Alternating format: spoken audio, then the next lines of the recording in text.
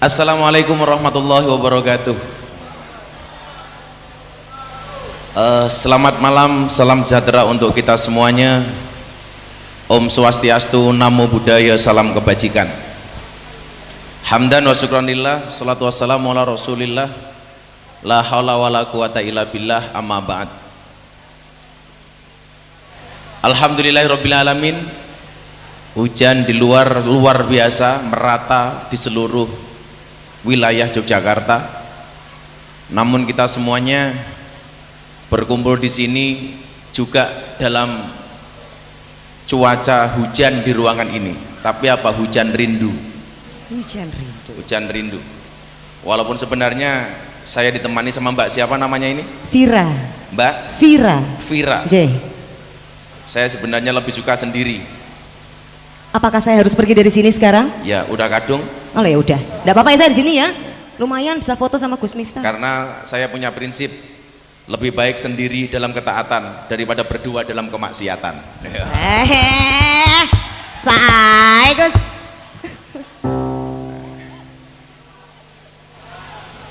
Vira, mau nggak kamu? Mau apa Gus? Kita tukaran tulang. Tukaran tulang? Ya. Gimana caranya itu? Aku sebagai tulang punggungmu dan kamu sebagai tulang rusukku. Gini nih. Codot. Malam hari ini angel-angel matamu. Sesuai tema yang akan kita bicarakan. Kayak mas-masnya daripada ngadeg, ini ngarep kene ini kene. Obrolan kita ini lintas agama.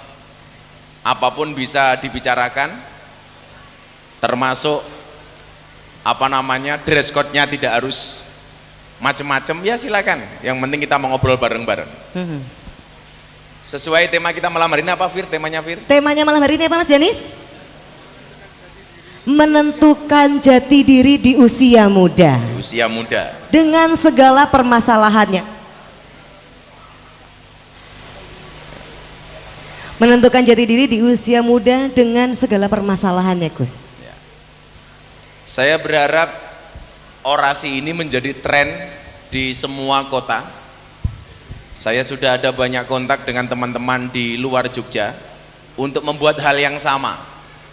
Seperti dari Malang, kemarin ada kafe di Malang juga pengen bikin seperti ini.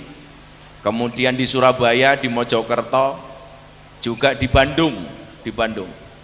Maka mudah-mudahan orasi di Jogja ini menjadi awal kebangkitan anak-anak muda untuk pengen tahu tentang agama. Amin. Amin. Tepuk tangan dong buat Yogyakarta. Kawan-kawan begini, ketika kita ngomong jati diri,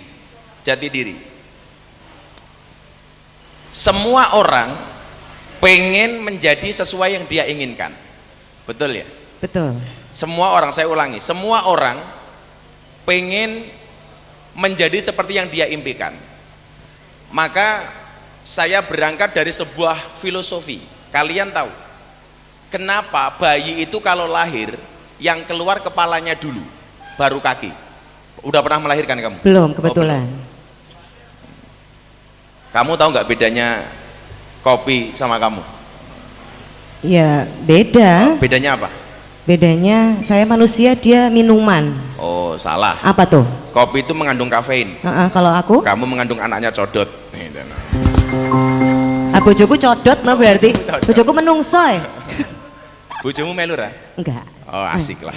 Malah asik. Coba kawan-kawan lihat, coba Anda pahami ya. Sederhana saja. Kenapa bayi itu lahir yang keluar dulu itu kepalanya baru kakinya? Jarang-jarang bayi itu lahir kakinya dulu baru kepala. Ternyata filosofinya sederhana. Kenapa bayi itu kalau lahir yang keluar kepalanya dulu baru kaki? Jawabannya adalah berpikirlah sebelum melangkah.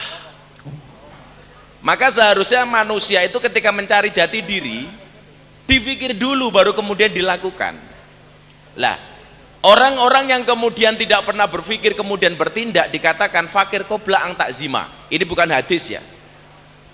Fakir qobla ang takzima, berpikirlah dahulu sebelum datang penyesalan. Maka orang yang melangkah tanpa berpikir itu biasanya menyesalnya di belakangan. Pertanyaannya begini, kenapa kok penyesalan itu pasti di belakang? Iya, penyesalan pasti di belakang. Kenapa? Karena kalau di depan namanya pendaftaran. Jadi berangkat dari filosofi, kenapa orang itu lahir yang keluar kepalanya dulu baru kaki. Kita diperintah oleh Tuhan, apapun agama kalian, sebelum melangkah mikir dulu gitu. Maka banyak orang kena masalah di kemudian hari gara-gara apa? Banyak action tapi nggak pernah berpikir, nggak pernah berpikir. Maka saya sering bilang, orang Indonesia itu kalau dijual otaknya, mohon maaf, itu paling mahal dibandingkan otak-otak dari negara lain. Kenapa Gus? Kenapa? Karena otaknya orang Indonesia itu sangat orisinil. Kenapa orisinil? Karena jarang dipakai.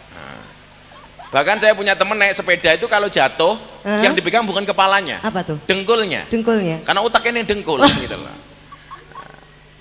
Disitulah kemudian kita diperintahkan oleh agama, siapakah orang yang akan kemudian menjadi orang yang sukses? Dikatakan man arofa nafsahu faqad arofa robbahu. Barang siapa yang mengetahui siapa Tuhannya, maka dia akan tahu siapa dirinya. Kamu pengen tahu bagaimana kamu, itu kamu bisa lihat bagaimana hubunganmu dengan Tuhanmu. Sesederhana itu. Saya ulangi.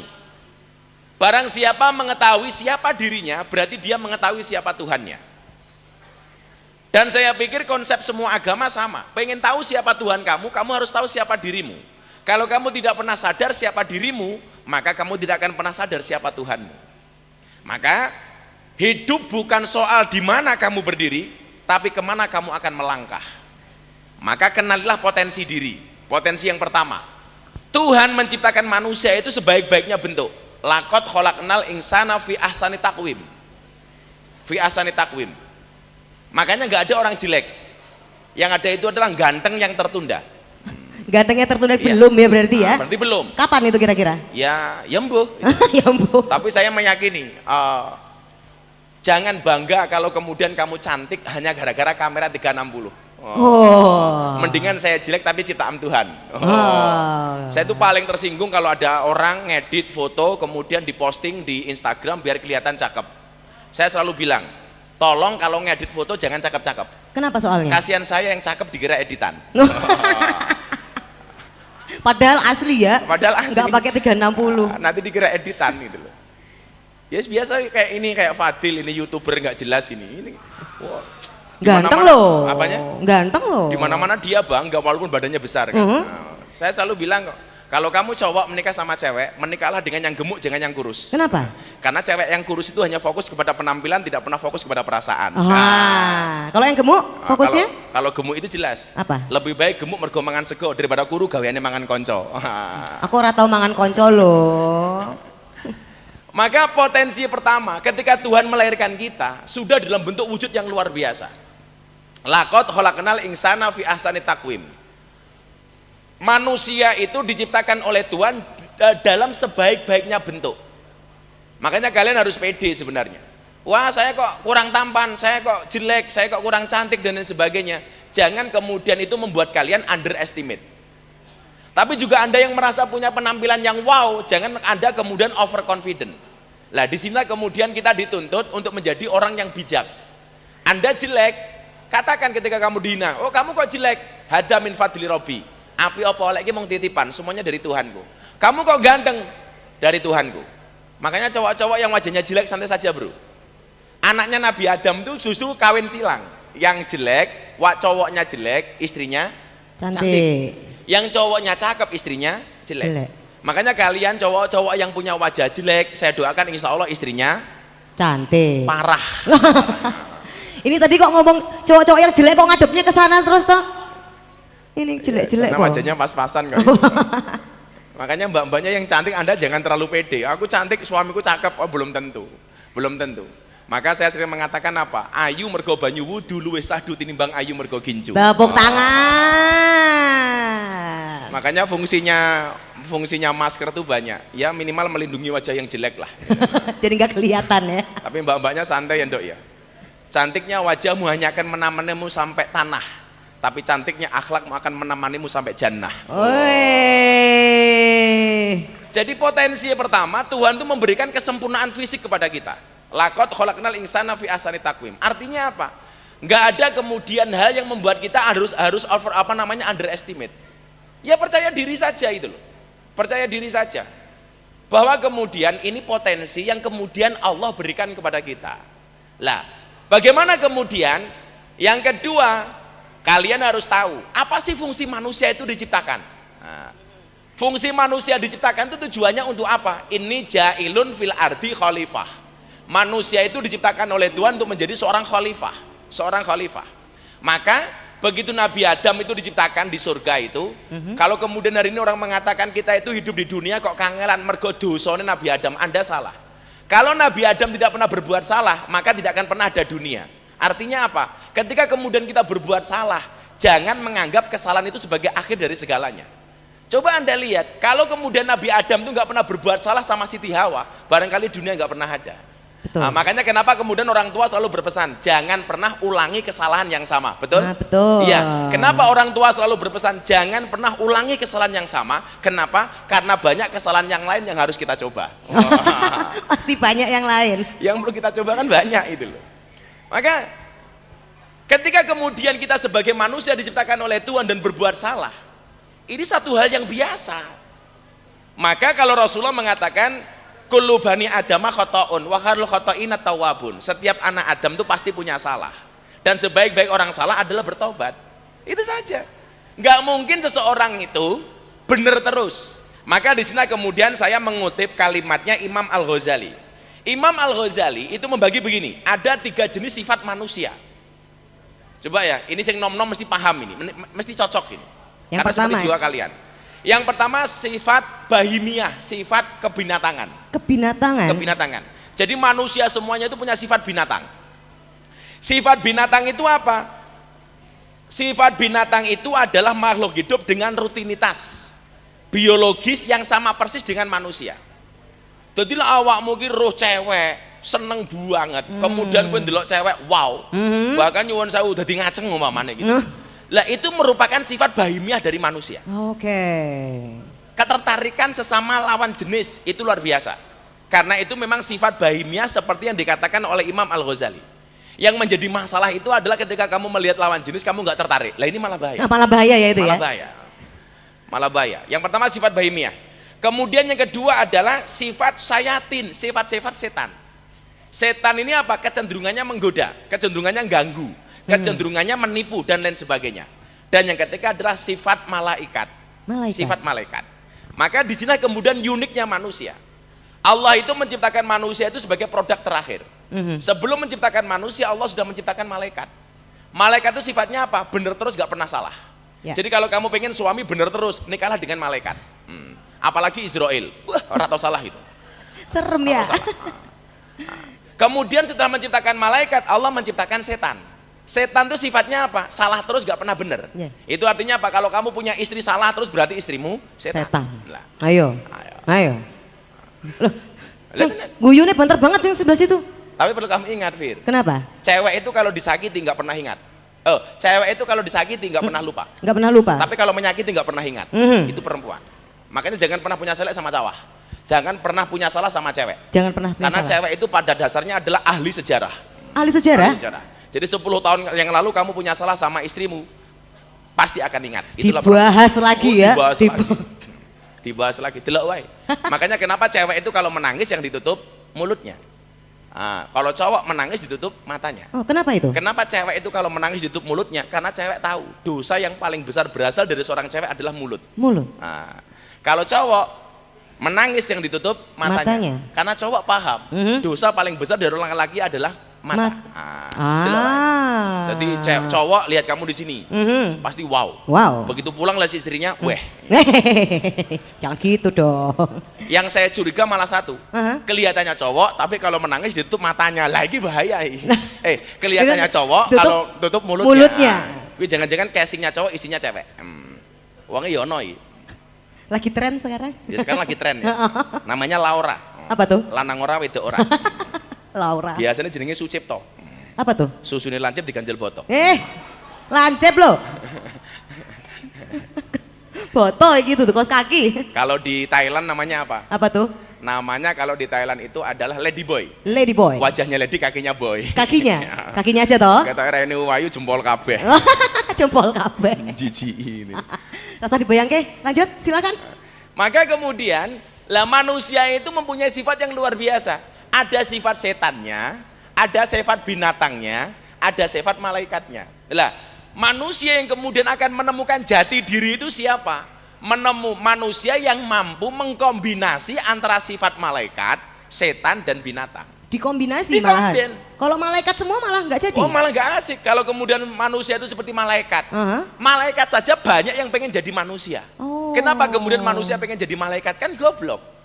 Ada banyak cerita malaikat Jibril itu pengen jadi manusia karena manusia itu asik. Gitu. Kalau jadi malaikat punya iman tok, nggak punya nafsu. Sementara kalau setan itu punya nafsu tapi nggak punya iman. Lah manusia itu asik kenapa? Karena punya iman, punya nafsu gitu loh. Maka kalau sama anak-anak sepeda, anak-anak motor saya bilang apa? Iman itu rem, nafsu itu gas. Lah manusia yang selamat itu kapan? Manusia yang mampu dan tahu kapan menggunakan rem, kapan menggunakan gas. Jadi kalau kemudian kita ngaji seperti ini, gas. Ketemu bojo, gas. Ketemu LC ning Rom, rem. Gas. Rem. Malah gas. Aneh itu, ada kebaikan, gas, ada keburukan, rem. Maka di situ namanya amar ma'ruf, nahi mungkar. Kalau kemudian setiap kemaksiatan kita gas, ngajinya gas, maksiatnya gas, itu namanya amar ma'ruf nyambi mungkar. Nyambi.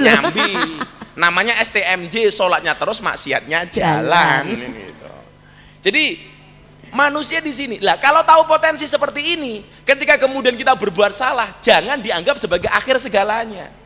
Sekali lagi saya ulangi, kalau tidak ada kesalahan Nabi Adam dan Siti Hawa, dunia nggak mungkin ada, bro. Kan nggak mungkin ada. Makanya kalau kamu salah, ya biasa-biasa saja. Caranya bagaimana? Ya tobat gitu loh. Menyesali perbuatannya. Nabi Adam punya salah. Salahnya Nabi Adam gimana? Ketika diprovokasi oleh Siti Hawa. Maka saya katakan kenapa perempuan kalau menangis yang dipegang mulutnya? Karena Nabi Adam diprovokasi oleh mulutnya Nabi Siti Hawa. Gara-gara apa? Siti Hawa diprovokasi oleh iblis yang mengatakan buah di surga itu paling enak adalah buah khuldi. Si Hawa percaya. Hawa kemudian memprovokasi Nabi Adam. Dan sudah sejak Nabi Adam, cowok itu kalau dibujuk sama cewek itu nggak tahan. Makanya hancurnya pemimpin rata-rata karena cewek. Karena Nabi Adam tuh imannya runtuh gara-gara bujukan Hawa. Nggak boleh makan buah khuldi, kemudian Hawa memprovokasi Adam. Enggak Mas Adam, kenapa ini nggak boleh dimakan? Karena dari sekian banyak buah yang ada di surga, yang paling enak adalah pohon ini. Lah, laki-laki diprovokasi sama cewek, manut. Makanya jangan kaget kalau kemudian ada orang hebat jatuhnya karena perempuan. Lemah ya berarti sama perempuan ya? Iya. Akhirnya kemudian apa? Nabi Adam terprovokasi, diambillah buah ini kemudian dimakan berdua. Padahal nggak boleh dimakan. Makanya Vira harus paham, kenapa cewek itu kalau diajak makan, Dek makan di mana? Jawabannya apa? Terserah. Kenapa cewek kalau diajak makan jawabannya pasti terserah?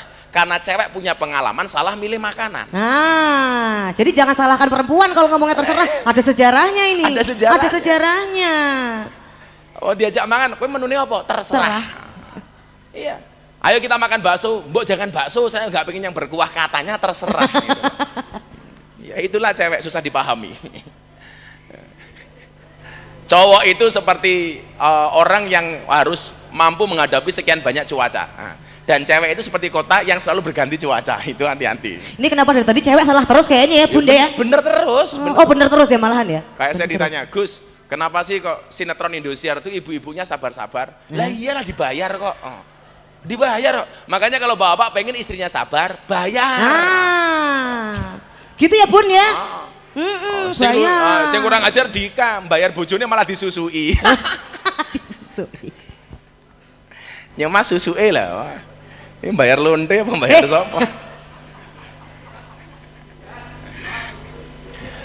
Lah, kita menjadi seperti apa ketika kemudian kita memahami filosofi manusia itu seperti apa? Satu tadi saya sampaikan, lahir kepala dulu baru kaki. Artinya berpikir dulu baru melangkah. Kemudian yang kedua, kita diciptakan untuk apa? Sebagai khalifah, seperti Nabi Adam. Yang di dalamnya untuk apa? Yang di dalamnya jelas, wa ma khalaqtul jinna wal insa illa liya'budun. Manusia itu diperintah untuk beribadah. Ya makanya ya ngibadah-ngibadah saja. Kalau kemudian orang beribadah ada nakalnya, ya lumrah. Ya biasa-biasa saja itu loh. Saya meyakini kok selama kemudian fama ya'mal misqala dzarratin khairan yarah, dia punya potensi surga. Ya makanya kalau kemudian muda-muda kadang-kadang voltasenya masih tinggi-tingginya, ya silakan. Lah, tetapi ingat, pemahaman yang tadi kita pahami dengan baik itu yang pada akhirnya akan melahirkan siapa kita sebenarnya. Maka disitulah kemudian kita dituntut untuk menjadi orang yang bekerja secara cerdas. Apa bedanya kerja keras sama kerja cerdas? Bedanya satu, kerja keras membuat Anda bertahan hidup. Tapi kalau Anda kerja keras membuat Anda menikmati hidup. Anda pilih mana? Kalau saya milih kerja cerdas. Karena kalau kita kerja keras hanya bertahan hidup, tetapi kalau kita kerja cerdas insya Allah akan menikmati hidup. Maka kawan-kawan, itu pancingan saya malam hari ini, bagaimana kemudian kita menemukan jati diri seusia dini mungkin, sedini mungkin. Walaupun kemudian ketika kita kerja keras belum tentu kemudian mendapatkan hasil, tapi ingat, Tuhan tidak melihat hasilnya, tetapi Tuhan melihat prosesnya.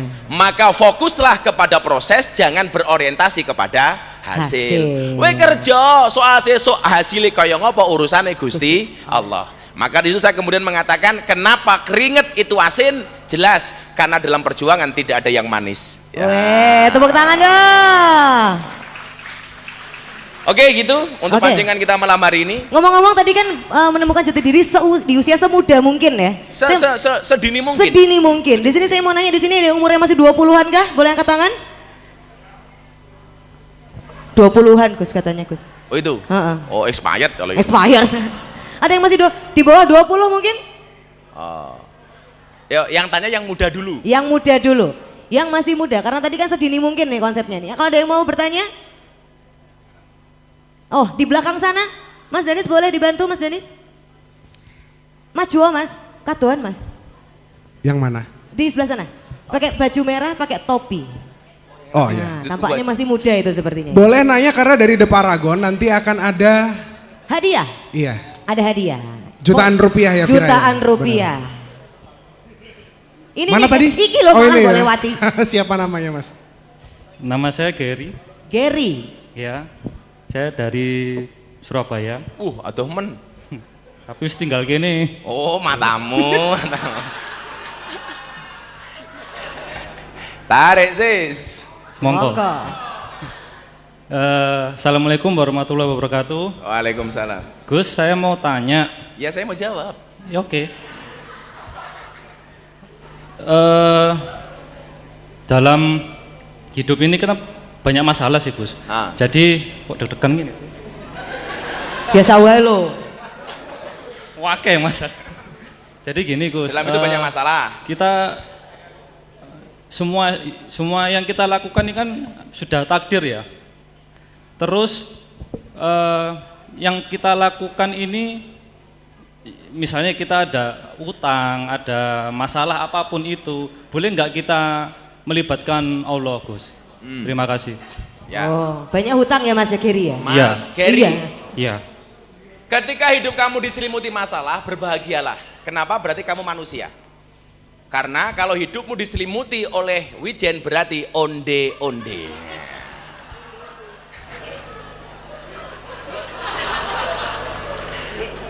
Dan kalau Gary tanya sama saya, onde-onde apa yang paling enak? Yang wijennya ganjil, ya. Sopo sing ngitungi Makanya besok kalau mau cari onde-onde silakan dicari yang ganjil wijennya. Memeng banget. Kenapa cobaan itu banyak? Jelas, karena kalau sedikit namanya cobain. Nah, coba. Icip-icip lah didik, laukan lah ya cobaan itu. Artak jawab malah minggat, tiba aja minggat. Piye toh? Oh lungguh ra apa lungguh. Malah minggat. Yes, semoga Gary bahagia lah. Amin. Jadi begini Ger, aku tonggoku ini duwe kiri jenenge Gary. Ojo dhewe menungso kuwi Gus. Kayak menungso bro. Aduh. Gary udah punya pacar belum? Sudah punya pacar belum? Sudah menikah. sombong. Sombong amat.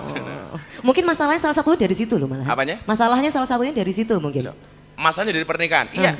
Siapa bilang pernikahan itu menyelesaikan masalah? Pernikahan itu nambah masalah. Cuman kenapa kemudian dua orang ini disatukan? Supaya kemudian mencari solusi bersama-sama. Tepuk tangan dong.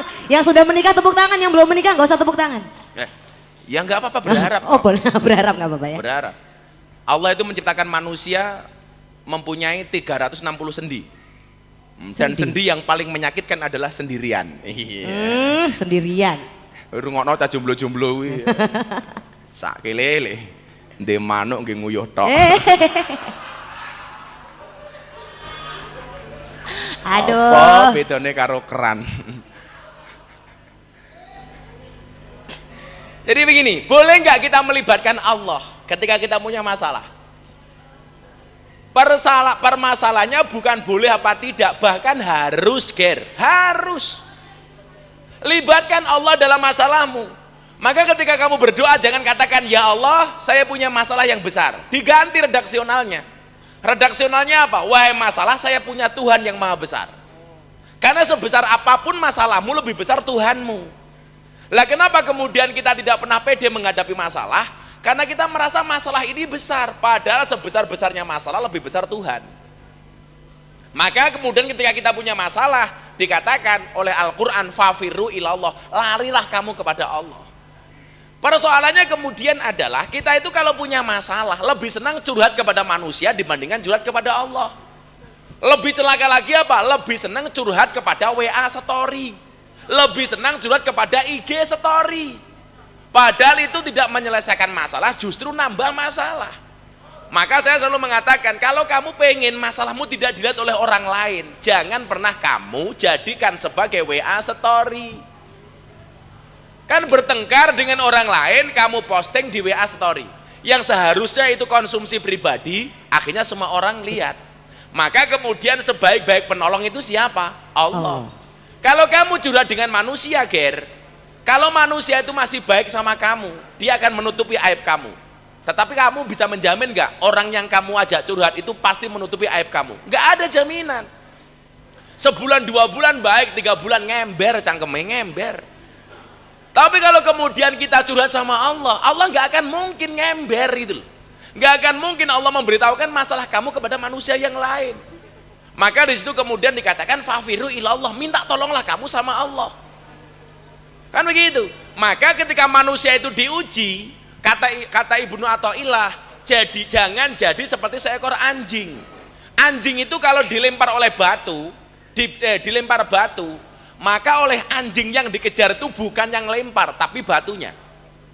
Coba Anda lihat, kalau Anda punya anjing, kamu lempar pakai batu, maka anjing itu akan gudak batunya, bukan orangnya. Tapi ketika kamu dikasih masalah, jadilah seperti seorang cowok dilempar kerikil oleh cewek. Maka yang dikejar oleh cowok bukan kerikilnya, tapi ceweknya. Artinya apa? Kalau kamu dikasih masalah oleh Allah, jangan fokus kepada masalahnya, tapi fokuslah kepada sang pemberi masalah. Siapa? Allah.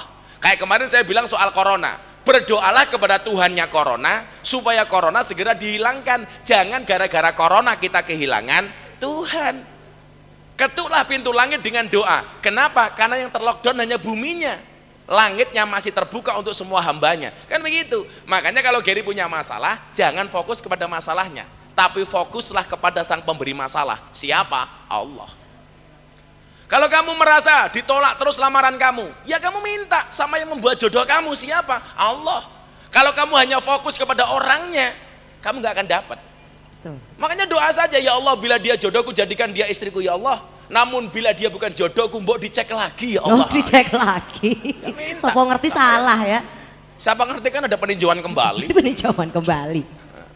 Jadi justru harus ya. Harus melibatkan Allah. Libatkan Allah dalam semua urusanmu. Nah, gitu. Jangan kemudian kita justru meninggalkan Allah. Mungkin pemikirannya mungkin kalau misalnya lagi senang-senang nggak ingat Allah, tapi begitu ada masalah kelingan Allah. Mungkin pekewuh gitu kali Gus ya. Kalau lagi seneng diajak ngaji wis tahu. Kalau kamu masih seneng diajak ngaji jawabannya wis tahu, hati-hati. Besok kamu susah doa, ya Allah saya pengen seneng, malaikatnya bengok, wis tahu. Rongos kowe. Oke, lanjut, next. Oke, silakan ada lagi. Dari Oke. sisi itu. Mas Puja nih ada nih. Oh, di sebelah situ. Oke, ya. Silakan. Oh. Oh enggak. Belum. Ada di sebelah sini mungkin? Ya, diri. Di sebelah situ ada Mbak. Oh ya. Ini yang tengah. Yang Bapak tengah ini. tengah.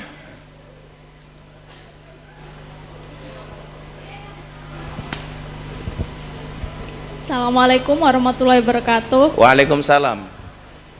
Saya tadi tertarik dengan ngendikanin jenengan. Nama kamu tadi. Oh, Namanya siapa? Umi. Umi. Umi. Iya. Saya tadi tertarik dengan jenengan ngendiko. Tahu nggak bedanya Umi sama hari Minggu? Apa tuh? Kalau hari Minggu itu weekend. Kalau Umi will never end. Atau banget lo Umi karo Minggu, ki maksa banget lo. Maksa. Silakan Umi. Apa Mi? Saya tadi tertarik dengan ngendikanin jenengan yang man arofa nafsahu fakot arofa robbahu.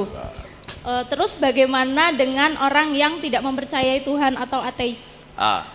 Apakah dia sepanjang hidupnya termasuk orang yang tidak memiliki jati diri atau bagaimana? Terima Oke. kasih. Terima kasih. Umi, terima Ini, kasih. Mbak Umi ini salah satu kampus terbesar di Jogja. Apa tuh? UMY. Umi, pakai I. Umi toh. Pakai Y. Ateis, Gus. Ateis ya. Mbak Umi lihat postingan saya di Instagram 1 bulan yang lalu, pas saya syuting ngobrol bareng Gus Miftah di iNews TV, pas bintang tamu saya Adi Londok, Mr. Odading itu ada cewek dari Islandia, namanya Audur Linda. Ketika ketemu saya, dia tanya sama saya, who are you? Saya bilang saya ustadz, dia nggak paham ustadz itu apa. Ketika kemudian saya jawab Muslim teachers, dia baru paham. Lah, kemudian saya tanya, kamu dari mana? Saya dari Islandia. Agama kamu apa? Before I am Christian and now I am atheist. Dulu saya Kristen dan sekarang saya kemudian ateis. Saya tanya sama dia, kenapa kamu jadi ateis? Karena bilang God is nothing, karena Tuhan itu nggak pernah ada. Religion is fiction, agama itu hanya fiksi. Kemudian saya tanya, kamu percaya sama apa? I am believe in science. Saya hanya percaya kepada ilmu pengetahuan. Nah, akhirnya ngobrol sama saya. Kenapa kemudian saya memilih jalan Islam sebagai agama saya? Dia tanya sama saya. Salah satu pertanyaannya apa? Kenapa dalam Islam itu dituntut untuk sholat 5 waktu secara disiplin? Dia bertanya seperti itu. Waktu itu saya jawab, kenapa kemudian kita harus disiplin di dalam beribadah? Karena ketika kamu baik sama Tuhan, Tuhan akan baik sama kamu. Kalau kamu nggak baik sama Tuhan, dan Tuhan pun nggak akan baik sama kamu. Saya ditanya lagi begini, coba kamu terangkan kepada saya bahwa Tuhan itu ada. Saya sampaikan keberadaan Tuhan selama 10 menit. Setelah 10 menit dia mendengarkan perkataan saya, langsung dia mendekat. Yang tadinya saya berjarak 10 meteran lah, dia mendekat. Dia bilang begini, sir, access me. Dia bilang, kenapa? I will to be a muslimah. Saya pengen menjadi seorang muslimah. Seharusnya malam hari ini dia hadir. Dia tertarik kemudian pengen menjadi seorang muslimah. 10 menit? 10 menit ketemu saya. Apa kira-kira yang disampaikan selama 10 menit itu? Dia bilang, awalnya, coba Anda lihat podcast saya sama Mas Dedi yang saya ajak sebagai salah satu bintang tamunya. Audur Linda, podcast yang baru tayang kemarin. Sekarang sekitar 1,3 juta lah yang nonton. Dia bilang, menurut pemahaman saya dulu, Islam itu teroris. Karena di Eropa itu kan digambarkan Islam itu penuh dengan kekerasan dan lain sebagainya. Tapi kemudian ketika saya lihat video sholawatan saya di klub malam di Bali itu, dia bilang, agama itu kan berkaitan dengan norma dan etika. Kenapa bisa diterima di dunia malam yang penuh dengan kemaksiatan dan hura-hura? Saya bilang, this is Islam. Maka kemudian saya mengatakan sama dia, orang non-Islam itu tidak melihat Quranmu, orang non-Islam itu tidak melihat kitabmu, orang non-Islam tidak pernah melihat hadismu, tetapi orang non-Islam melihat akhlak dan perilakumu. Maka kalau kamu pengen menggambarkan Islam ini sebagai agama yang menyenangkan, jadikanlah akhlak dan perilakumu sebagai akhlak dan perilaku yang menyenangkan. Maka kemudian dia bilang, this is so amazing for me, ini luar biasa. Saya kasih kemudian berita saya di BBC London. Ketika kemudian saya diliput secara eksklusif oleh teman-teman BBC London. Mereka juga kemudian tertarik ngeliput saya gara-gara itu. Kenapa? Ini agama berkaitan dengan norma bisa diterima oleh orang yang hura-hura dan penuh dengan kemaksiatan. Karena saya mengedepankan akhlak. Lah pertanyaannya begini, tadi yang Umi bilang, lah berarti kalau mereka ateis, tidak tahu Tuhannya, mereka tidak tahu jati dirinya. Mereka tahu jati dirinya seperti pemahaman mereka. Yang tadi saya sampaikan kan dalam konteks agama saya, agama Islam. Ketika kemudian dia mengatakan, kalau saya tidak kenal Tuhan, berarti saya tidak kenal dengan jati diri saya. Itu konteks Islam. Kalau mereka orang ateis, ya tentunya punya pemahaman yang berbeda. Nah, maka saya selalu mengatakan apa? Agama itu tidak untuk diperdebatkan, tapi untuk diamalkan. Saya paling nggak suka kemudian orang berdebat hanya gara-gara perbedaan agama. Orang Nasrani, orang Katolik, sampai mati akan mengatakan Katolik agama yang paling benar. Orang Hindu akan mengatakan Hindu agama yang paling benar. Tapi orang Islam juga akan mengatakan inna dina indallahil Islam. Kalau ini diperdebatkan, nggak akan ketemu. Maka agama jangan diperdebatkan, tapi untuk diamalkan. Jadi kalau ada orang mengatakan semua agama itu benar titik, itu juga salah. Yang benar apa? Semua agama itu benar bagi penganutnya. Kalau semua agama itu benar titik, bahaya. Oh, nanti Dika tiap hari bisa ganti agama. Oh, benar semua ya? Kabeh bener kok. Senin Kristen, Selasa Islam, Rebo Katolik, Kemis Hindu, Jumat Buddha, Sabtu Dharma Gandul, Minggu Gandule Mbah Darmo, Senin Gondal Gandul. Wah, agama apa kowe? Itu dalam konteks frame agama Islam loh. Lah mereka juga memahami berbeda. Makanya kemarin saya ke acara kita. Saya pengen cerita. Kenapa sih kemudian kamu mantep? Bahkan dia bilang kemarin saya kasih uang, kamu sebagai seorang mu'alaf, tak kasih uang untuk belanja. Coba kalau kamu disuruh belanja, kamu pilih beli apa? Ternyata luar biasa Pak Daya jawabannya. Apa tuh? Saya mau beli mukena, Quran dan sajadah. Wah. Kenapa? I wanna be good a muslimah. Saya pengen menjadi orang muslimah yang baik. Wah, itu luar biasa. Hebat banget. Tidak bisa hadir kenapa Gus malam hari Dan ini? dia kan punya boyfriend. Punya boyfriend. Boyfriend itu kemarin dia apa namanya mengajak dia berbuat yang enggak lah gitu. WA-nya ditunjukin kepada saya. Dia diajak untuk bermesum dan lain sebagainya. Dia bilang, "Sorry, this is haram for Islam." Wow, coba baru sebulan, Bro. Dia diajak macam-macam sama pacarnya, dia mengatakan saya nggak mau, ini haram dalam Islam. Baru sebulan udah kayak gitu. Itu yang baru dari lahir tuh. Wih, no, ngakune muslimah, senengane kok melumah karo Wih, muslimah apa Kim Cilisari melumah karo Kok nggak bisa hadir kenapa Gus malam ini Gus? Dia tadinya mau naik mobil, bawa mobil sendiri. Lah ternyata kawannya nggak bisa, dia mau naik kereta. Ternyata waktunya nggak cukup untuk rapid test. Coba Anda lihat di podcastnya Deddy Corbuzier, omongan saya dengan dia dan Mas Deddy soal itu. Kenapa dia ateis kemudian percaya dengan Tuhan? Dengan Tuhan. Ini ngomong-ngomong tadi katanya ada orang mau mu'alaf di sini. Yang mana? Oh, sini Bu.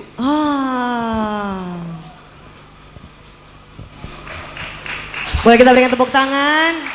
Dikasih kursi.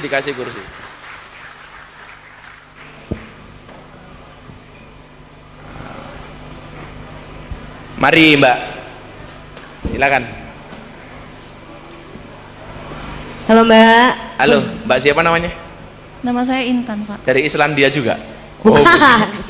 Boten, Pak. Dari wajahnya seperti yang Bantul ini. Ngarang ya. Maaf. Gunung Kidul. Gunung Kidul malah. Mbak dari mana Mbak? Saya yang Bantul. Oh Bantul, bener awakmu dong. Bener toh? Bantul. Namanya siapa? Intania. Siapa? Intania. Gue ngomong apa kamu Dicepat gak apa-apa. Mbak siapa namanya? Intania, Gus. Mbak Intania siapa kompletnya? Panjang sekali Oh namanya. panjang sekali. Mbak Intania. Intan. Agama sebelumnya apa? Saya Nasrani. Oh Nasrani. Ya. Kenapa mau masuk Islam nyari Gus Miftah? Oh, kenapa ya? Nah. Jadi gini. Kenal Gus Miftah dari mana? Dari YouTube. Oh. Saya itu kalau di Taiwan, di Hong Kong, saya panggilannya wali YouTube. Wali YouTube. Kenapa? Jadi gini, Gus. Ini boleh cerita sedikit? Oh boleh. Untuk kamu apa sih yang enggak? Ya. Waktu Anda 30 detik mulai dari sekarang. Kok 30 detik? Ya, cepetan ya. Jadi gini, kalau boleh cerita, saya galau sebenarnya sudah lama. Galau ya? Ya, sudah lama dan pernah belajar juga agama muslim, tapi karena tidak ada yang mengarahkan dan zaman dulu kan tidak ada yang booming YouTube dan segala macamnya seperti itu kan, jadi ya mandek di situ aja gitu. Stuck di situ ya. Ya, tapi perjalanannya sampai sini juga ini apa namanya, sering mengunjungi masjid, tapi hanya sampai di halaman masjid. Oh, Gitu. karena penasaran dengan masjid ya. Ya pengen masuk tapi nggak berani lah. Ya nggak berani. Nggak berani. Hanya sampai di situ, hanya duduk, termenung, kadang berdoa. Sebentar, Dok, sebentar. Gue ngokno sing Islam. Sing Nasrani pengen yang masjid an mlebu rawani. Kowe sing oleh yang masjid malah ratau yang masjid diancuk kowe iki doan. Sengit aku. Ini orang non muslim pengen masjid kok. Tepuk tangan Kowe boleh sing buat Islam Mbak malah. Intan. Angel. Kalau Ah, terus? lagi di luar masjid terus tadi Mbak Intan bilang berdoa, itu berdoanya pakai cara apa Mbak? Nah itu dia Mbak, berdoanya dengan cara apa ya? Ya pokoknya intinya berkomunikasi aja dengan yang punya Oke. hidup gitu kan. Intinya apa yang saya rasa, apa yang saya pengen sampaikan ya itu tersampaikan gitu. Duduk diam di masjid gitu. Masjid mana aja yang saya lewatin ya udah berhenti di situ gitu. Ya. Tapi ada suatu titik di mana beberapa bulan yang lalu ada suatu kejadian yang membuat saya benar-benar drop itu, benar-benar drop dan memang benar-benar menangis sejadi-jadinya. Jadi ada keluarga yang benar-benar sakit dan itu karena perbincangan dengan saya terakhir kalinya dan itu kritis gitu. Pada suatu titik di mana pertama kali saya nyebut nama Allah itu doanya pertama kali Menyebut kalimat Allah. Iya. Berapa bulan yang lalu? Ada 3 bulan yang lalu. 3 bulan yang lalu. Iya, pertama kali itu Gus. Dan itu perjalanan saya dari Bantul ke Gunung Kidul loh. Oh. Gitu. Dan di jalan itu memang saya nangis karena memang tidak fokus karena ada permasalahan itu. Terus dalam perjalanan berdoa, ya Allah sembuhkanlah. Waktu itu yang sakit kan Bude, sembuhkanlah Bude dan segala macamnya. Terus pada endingnya ada satu titik di mana di dalam perjalanan itu saya berdoa, sembahyang ya. Itu saya menyampaikan bahwa kalau diizinkan biar saya doanya itu terarah, ada tujuannya jelas begitu. Izinkan saya masuk muslim. Masya Allah. Kalau lihat Gus di YouTube, Dalam? lihat Gus di YouTube. Oh jelas. Oh jelas. Artinya saya tidak pernah kenal kamu sebelumnya ya? Moten. Enggak kenal kan? Kalau kamu tahu saya kan belum tahu kamu. Sombong amat. Enggak, artinya ya beliau betul-betul hidayah gitu. Iya. Dan saya juga mohon maaf barangkali malam hari ini ada orang yang beragama lain. Saya punya prinsip tidak ada paksaan dalam beragama. Famang sa'afal yu'min, famang sa'afal yakfur. Yang mau iman, yang enggak ya silahkan gitu loh. Iya. Dan kamu enggak ada paksaan. Enggak ada. Enggak ada paksaan. Tidak ada. Artinya sukarela. Iya. Kamu datang Dengan ke sini senang juga hati. dengan senang hati kan? Loh, ini perjuangan Gus saya sampai sini, Gus. Perjuangan. Perjuangannya gimana tuh? Ah. Jauh rumahnya? Naik apa ke sini? Kujanan? Iya. Kujanan loh Gus. Saya sebenarnya kan udah 2 kali ya ke Gus ya. Di? Sowan ke pondok. Oh, sowan ke pondok? Iya, sama santri. Oh, Terus. ketemunya santri ya? Iya, sama Mas Santri ya. Oh, Nah, terus tadi diarahkan Mas Santri ke sini oh sebenarnya. pas acara sekalian. Oke. Iya, pas acara sekalian. Dan itu perjuangan pertama kali datang itu ke Gus itu kan sebenarnya diarahkan Jimpep dengan jalan yang gelap dan segala macam. Oh, pakai GPS. Ya. Oh, jangan percaya dengan GPS, Dok. Percayalah kepada Allah Subhanahu wa taala ya. Nah, kalau besok lagi pakai Amin. GPS, kamu baca manual GPS, gunakan penduduk sekitar. Tanya ya. Malam ini saya datang sendiri Gus, Oh, kamu cari sendiri? sendiri. Ke pondok? Iya. Oh, terus? Naik motor, kehujanan dari Bantul. Kamu kehujanan? Ya. Masya Allah. Perlu kehangatan? Oh enggak. Salah, malah kehangatan. Iki lho. Codot, codot. Mualaf, meh dadi mualaf. Mualaf. Mualaf. Datang ke pondok, Santai saja, Dok. Tidak Itu- apa-apa sendiri dalam asmara. Asal selalu bersama Allah dalam takwa. Cie. sampai pondok itu dipermudah sekali. Benar-benar tidak dilewatkan jalan yang sebelah sana yang gelap Lurus dan segala jalannya. macamnya itu. Gus. Enggak, itu jalannya terang, banyak penduduk dan segala macamnya ya kan. Itu.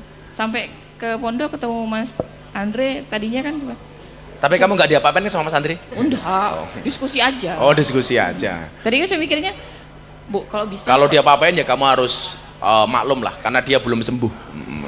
Kok malah maklum? Saya berpikirnya gini Gus tadinya, kalau bisa mungkin private aja ya, tapi ternyata di sini nggak apa-apa. Mungkin jalannya memang Memang harus seperti itu. Harus seperti itu. Oke, Mbak Intan, saya mohon izin semuanya. Saya tuntun beliaunya untuk dan mohon maaf ya. Saya itu hampir tiap hari datangi sama orang untuk dituntun syahadat. Ya saya nggak tahu itu. Dan bahkan dulu sebelum saya kenal dengan Mas Deddy Corbuzier, saya sebelum kenal dengan Mas Deddy itu udah diundang ke Belanda untuk mengislamkan satu keluarga di Belanda. Artinya kalau kemudian hari ini banyak orang bersyahadat, ya itu bukan karena saya. Ya. Karena bagi saya beban. Termasuk saya itu beban ketika mengislamkan seorang DJ Katy Butterfly. Yang 3 tahun yang lalu beliau seorang DJ sensasional dari Thailand, dengan pakaian seminim itu, kemudian kenal saya. Ketika dia ketemu sama saya, dia bilang, saya tuh seneng Gus kalau pulang ke DJ subuh dengar suara adzan. Coba, waktu itu agama dia Buddha. Orang Buddha dengar adzan subuh itu seneng. Lah awakmu malah micek, goblok gitu. Aneh-aneh itu loh. Dan kemudian 2 bulan yang lalu dia kontak saya, tolong bimbing saya untuk membaca 2 kalimat syahadat. Dan you sekarang tahu, dia udah nggak mau nge-DJ, apalagi suruh berpakaian seksi. Teman saya di Jakarta itu yang punya Kolesium, yang satu grup dengan Alexis. Bro, saya pengen ngundang DJ Katy. Kalau mau berpakaian seperti dulu, minta bayaran berapapun saya bayar. Saya tanya, tak godain, mau DJ Katy? No. Saya lebih nyaman dengan sekarang. Barangkali bayaran saya tidak seperti dulu. Maka selalu saya mengatakan apa? Lebih baik kita kehilangan uang untuk Allah daripada kehilangan Allah gara-gara uang. Oke, Mbak Intan. Saya terima kasih perjuangannya ke sini, dan sekali lagi Mbak Intan gak ada paksaan, dengan senang hati, dengan sukarela, karena Anda minta saya bimbing untuk 2 kalimat syahadat, dan saya tidak bisa menolak. Tirukan Mbak ya? Semua menjadi saksi. Bismillahirrahmanirrahim. Asyhadu an la ilaha illallah wa asyhadu anna Muhammadan Rasulullah. Saya bersaksi dengan sebenar-benarnya bahwa tidak ada Tuhan kecuali Allah. Dan saya bersaksi dengan sebenar-benarnya bahwa Nabi Muhammad adalah utusan Allah. Alhamdulillahirabbil alamin. Mbak Intan, orang segini banyak, hari ini yang paling suci jenengan. Karena dalam hadis disebutkan ketika seseorang itu mengucapkan 2 kalimat syahadat, dia menjadi seorang mu'alaf, menjadi Islam, maka dosa-dosanya kemarin semuanya diampuni oleh Allah. Anda seperti bayi yang baru lahir kembali. Maka tolong doakan saya, doakan semuanya, doakan Mas Dayat, Mas Paragon dan lain sebagainya supaya hajatnya kabul. Doakan ini Kyoto, semuanya lah kamu doakan. Karena malam hari ini yang paling suci kamu, Dok. Yang paling suci kamu. Dan saya selalu mengatakan kepada cowok-cowok, ingat cewek itu suci seperti sajadah. Kenapa? Karena di atasnya lah laki-laki bisa beribadah. Iso. Jadi tolong kamu doakan Gus Miftah, mudah-mudahan Gus Miftah istiqomah, ya kan? Istiqomah, ikatan suami takut istri ketika di rumah. Kamu luar biasa malam hari ini. Barangkali ada yang mau disampaikan kepada teman-teman? Gimana perasaannya barusan tadi aku perhatikan sepertinya agak sedikit mimpi-mimpi Mbak. Gimana perasaannya? Ya, semoga kedepannya ketika saya berdoa, ketika saya sembahyang, tujuannya jelas. Ya, amin. Terarah. Kalau pengen belajar agama macam-macam, ada waktu silakan ke pondok, nanti ketemu Ustaz pondok. Walaupun tidak ketemu saya, bisa ketemu yang lain. Ya, terima kasih. Sudah punya mukena? Sudah. Oh sudah, nanti tak kasih lagi. Terima kasih. Tak kasih sebagai tanda syukur saya kamu bersyahadat. Ya ingat, bukan sebagai mas kawin, oke? Yuk, dicetake. Udah menikah belum? Sudah. Oh sudah. Sudah. Alhamdulillah. Suami kamu gimana? Ada di rumah. Oh, beda agama? Nggak ada masalah? Tidak ada masalah. Oh ya sudah. Nah itu jangan dikira-kira Miftah provokator, jangan. agama itu kan pilihan masing-masing. Pilihan ya. masing-masing. Oke. Dan keputusan masing-masing. Iya. Pertanggungjawabannya juga masing-masing. Masing-masing. Betul Iya. Terima kasih Mbak Intan, tepuk tangan untuk Tepuk tangan. beliaunya. Alhamdulillah. Terima kasih Mbak Intan.